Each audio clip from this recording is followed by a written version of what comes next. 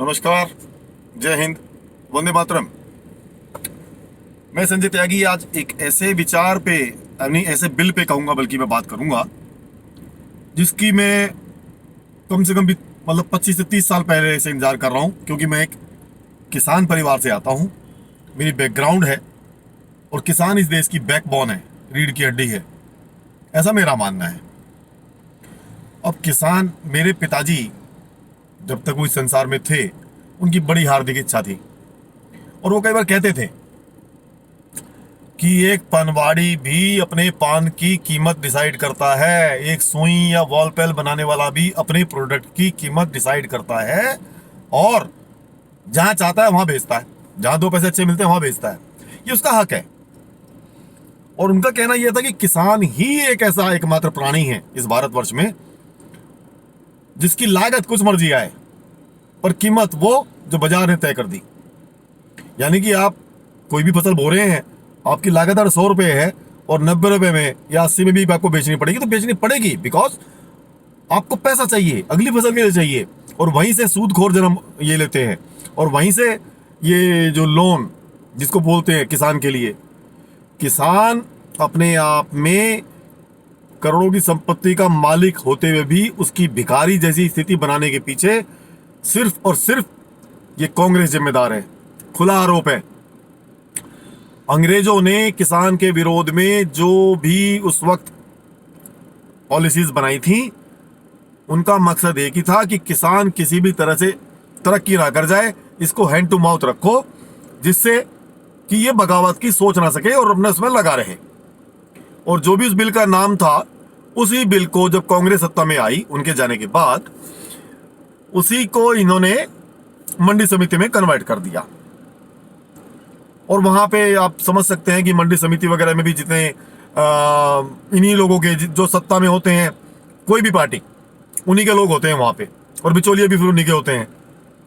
तो यानी कि आप सिंपल सा हिसाब लगाएं कि जो प्रोडक्ट मैं आज मंडी से, सपोज एक सब्जी का उदाहरण ले लेते हैं, किसी का भी 50 रुपए की लेता हूं, तो मुझे यह बताइए उस 50 रुपए में किसान को क्या मिलता है?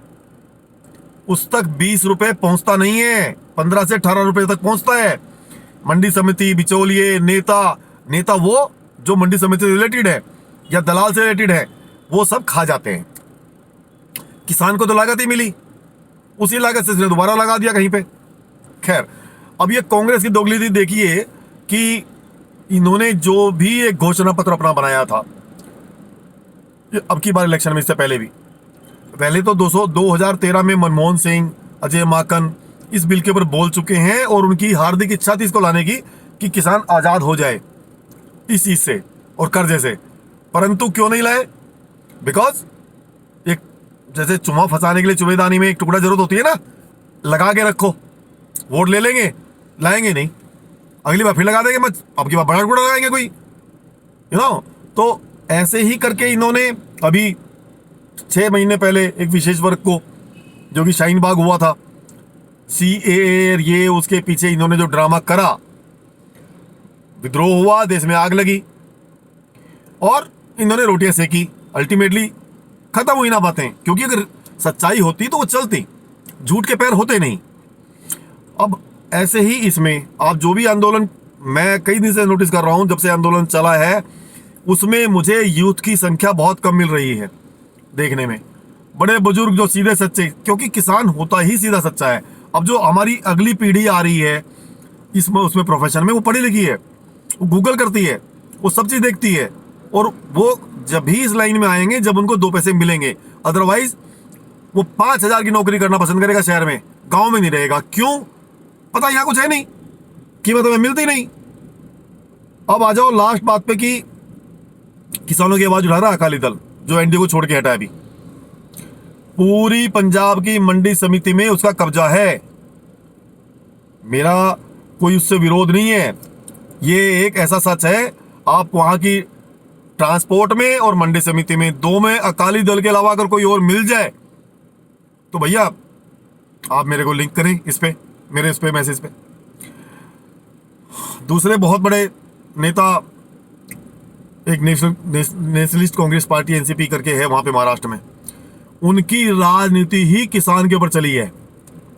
किसान नेता के रूप में उभरे वो, और उन्हीं के राज्य में सबसे ज्यादा किसानों ने आत्महत्याएं की, महाराष्ट्र में। और उन्हीं पार्टी के जो अध्यक्ष हैं इस वक्त, उनकी कितनी फैक्ट्रीज हैं, मतलब किसान से रिलेटेड, चाहे गन्ने की, कपास की, वट अथाह संपत्ति। तो यानी कि किसान तो करता रहा आत्महत्या और ये बनाते रहे संपत्ति। ये वो लोग हैं जो विरोध कर रहे हैं। एक ईमानदार पहल, एक ईमानदार प्रधानमंत्री के द्वारा किसानों के फेवर में की गई। अब इनका प्रॉब्लम ये है कि अगर ये इंप्लीमेंट हो गया, जो कि होगा और होना चाहिए, तो फिर हमारे पास क्या है? हमारे पास तो मैनिफेस्टो में डालने को बचा कुछ नहीं। ये हर मुद्दा छीनते जा रहे हैं, और होगा ये कि इससे अगले इलेक्शन में किसान ही कहेगा कि एक बार फिर इनको लाओ, ये अच्छे हैं। तो उनकी समस्या समझो। राजनीति जो कर रहे हैं, जो ये प्रोटेस्ट करवा रहे हैं, वो किसी भी तरह से ला रहे हैं उनको, चाहे वो बेचारे अनपढ़ हैं, चाहे उन्हें कुछ दे के लेके लाके, मतलब ऐसे करवा रहे हैं। और ज्यादा लंबा नहीं चलेगा, आहिस्ता आहिस्ता चीजें खुल के सामने आएंगी। कुछ बुद्धिजीवी किसान नेताओं को सुन रहा हूं मैं, बहुतों को। इतना अच्छा व्यक्तित्व जो कि ध्रुव विरोधी थे मोदी साहब के, वो आज की तारीख में बस उनका एक ही कहना है, जो मेरा भी कहना है, कि भाई किसानों का अगर कोई संशय है कि जैसे आप जो भी मिनिमम आपका एक कीमत का वो रहेगा, और दूसरा किसान ये कहता है कि भाई साहब कोई कब्जा ना कर ले, कि ये उनकी तो भी शंकाएं हैं, उनका समाधान हो जाए। बाकी बिल में कोई कमी नहीं है। किसान के जीवन स्तर में इससे बहुत बड़ी तब्दीली आने वाली है। और मेरे सभी भाइयों का, किसान भाइयों का, मेरे तो सारे भाई मैक्सिमम किसान ही हैं, मैं चाहूंगा कि उनके जीवन स्तर में वो बदलाव आए जिसे देख के हमें भी लगे कि हाँ यार, किसान होना बड़े गर्व की बात है। और शायद कोई बड़ी बात नहीं, हम भी प्लान कर लें कि भाई अब तो मोदी साहब ने ऐसा कर दिया, तो like a businessman I have to decide, मतलब मेरी प्राइस मैं डिसाइड करूंगा अब, तो हम भी कर सकते हैं। तो इसके लिए मोदी साहब का बहुत बहुत धन्यवाद, आभार। और बस किसानों की जो समस्याएं हैं उनको एक बार आप एड्रेस कर दें, क्योंकि बहुत बड़ा देश है। और बाकी आप सही रास्ते पे हैं साहब, मैं आपके साथ हूं। नमस्कार, जय हिंद, वंदे मातरम।